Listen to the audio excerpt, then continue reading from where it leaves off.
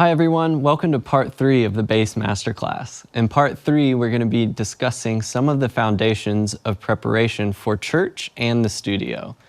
For us here at Hillsong, knowing recent Hillsong United, Worship, and Young and Free albums is a requirement, but that could be different for your church, whether it's, Elevation or Bethel or whatever your church is singing in rotation. I feel like it's really smart to know a bunch of songs, that way you're not thrown a curveball. One time I heard Brooke say, being overly prepared allows room for spontaneity. And what that really means is, if you know a song inside and out, if someone throws a different section that you're not ready for, you're gonna be ready for it. Whether or not the band follows you, you know for a fact that you can do it and that you're gonna be ready for it. I recommend practicing to a metronome. Sometimes musicians will think, oh, I don't have to practice to a metronome, and they can jump into a band setting. And some of the other musicians might have practiced to a metronome their whole life. They're gonna know if you practice to a metronome or not. I recommend practicing to a metronome, even if you're playing along to a song, putting on the metronome, that way you know where the beat is really smart.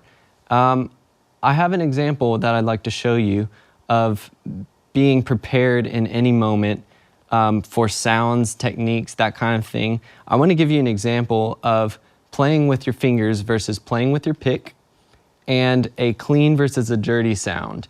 Now, the reason why I'm telling you this is because we have to be prepared for whatever moment comes in your service. So being able to have some different variety to your sounds is super important.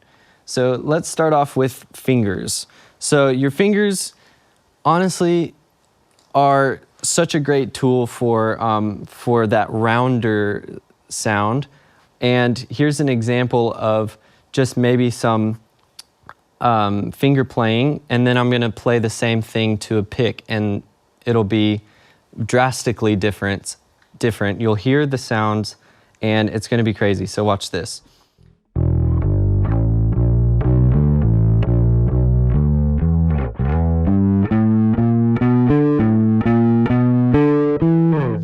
Yes, I know some of you know what that is, but here's with a pick. Check this out. So here we go.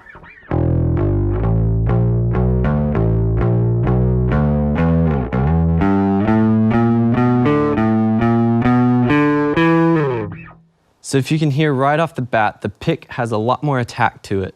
And if I'm gonna play with my fingers, it's gonna sound a lot more round and less aggressive. So here's an example of kind of just like I'm pedaling, I'm taking the bass out for a walk. So here we go, except I'm not actually, but here we go.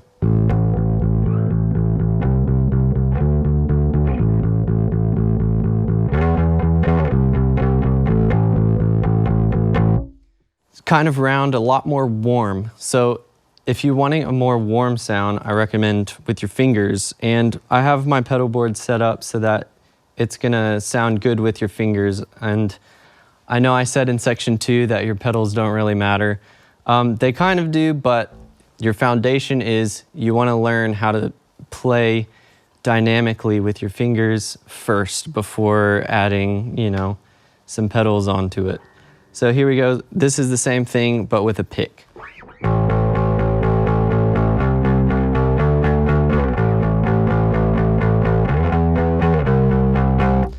A lot more aggressive. And with a drum mix and with your whole church mix going, your pick is gonna stick out a little more. And sometimes you want that, but sometimes you don't. And so really being prepared and knowing what the song needs is super important.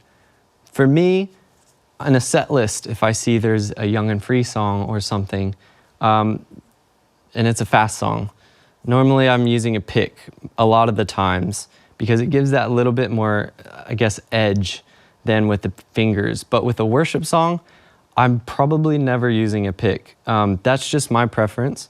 I've found that using fingers during worship songs really allow you to blend a little more. You don't really want to be too, poking out a little. You don't want to be poking out. And so that's what I recommend. For synth, I have an example that I want to show you.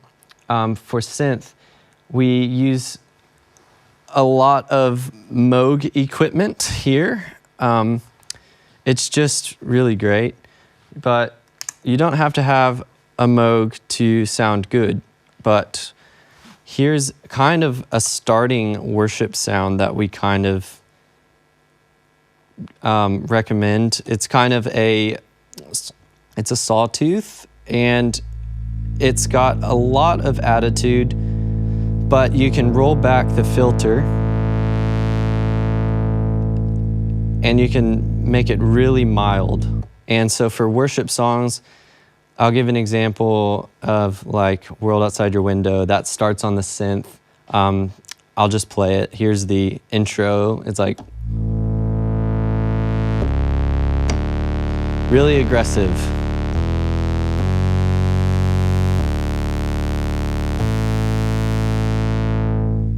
So when you're thinking about sounds, you want it to have plenty of body, plenty of, I guess, character without being too much low end, too much high end. I have another example that I'd like to show you, and this is the song Every Little Thing. This is kind of a different sound, but it's also on the Moog, and this is more of an 808 sound, which is super popular.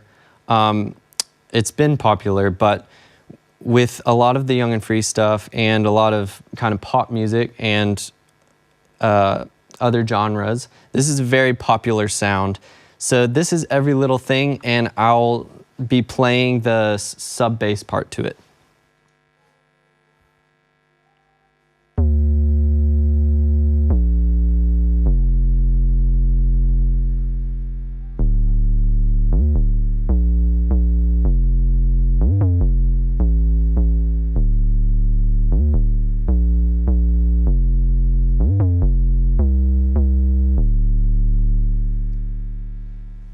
So yeah, that's a good example of some of the sounds that we use on the bass synth, and we love using it, but we don't really encourage using it every song all the time. You know, find the moment that fits. Sometimes I set up my synth and I'm like, cool, I get to use it, and then you know, we hear the set list and I can't really justify using it, so it just sits there. So really adapt to what works for you and what works for your church, because you know, sometimes you might not have a church that a bass synth is appropriate. So really use judgment with where to use it and how to use your instruments. I'm going to touch on the studio, preparation for the studio. One of the main parts in preparing for the studio is that you need to know the song when you can. Have the chords written out, have your notes ready. I like to have a part or some ideas ready, and being prepared and ready when you can also places value on the person recording. If I have time, I'll record a part at home and then bring it into the studio, open-handedly, of course, like we talked about in part 1. If you don't have time to write a part, you can listen and imagine a part on your way to the studio. Done that plenty of times.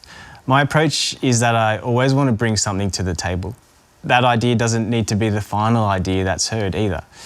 Its use may be that idea sparks another idea, and the new idea is the outcome. Don't forget this verse too, 1 Corinthians 15. With all this going on for us, my dear friends, stand your ground and don't hold back. Throw yourselves into the work of the Master, confident that nothing that you do for him is a waste of time or effort. Understanding that nothing is a waste of time is important and will help keep your heart in the right place. The time in preparation is time spent on developing your knowledge and your skills, and also developing your voice. A final note on preparation for the studio is once you finish a part, let it go. Trust the process, trust the people, trust the producers, and let them do what they do best. One practical thing I do is to have my sounds ready, similar to what Will was talking about. Here's an example of one of my go-to sounds. I've got a clean sound that I'll use. I've got one that's just a little bit dirtier, a bit more aggressive.